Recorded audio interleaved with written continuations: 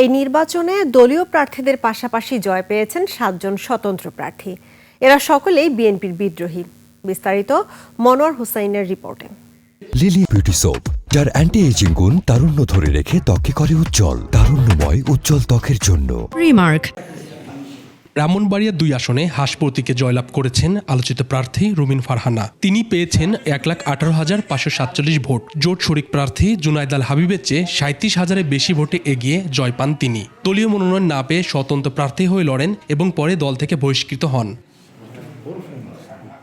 দিনাজপুর 5 আসনে তালা প্রতীক নিয়ে জয়ী হন AZM রেদওয়ানুল হক। পেয়েছেন 1,13,650 ভোট।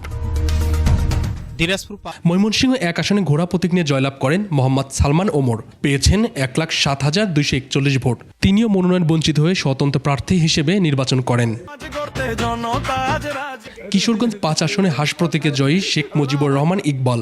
কুমিল্লা 7 আসনে কলস প্রতীকে জয়ী আতিকুল আলম। চাঁদপুর 4 আসনে চিংড়ি প্রতীকে জয় পান মোহাম্মদ আব্দুল হান্নান। টাঙ্গাইল 3 আসনে মোটরসাইকেল প্রতীকে জয়ী লুৎফর রহমান খান আজাদ। মনোনয়ন বঞ্চিত হয়ে বিদ্রোহী প্রার্থী হিসেবে স্বতন্ত্র নির্বাচন করেও জয় পাওয়া এসব প্রার্থী নতুন সংসদে গুরুত্বপূর্ণ ভূমিকা রাখতে পারেন, এমনটাই মনে করছেন বিশ্লেষকরা। মনোয়ার হোসাইন, 21 টেলিভিশন, ঢাকা।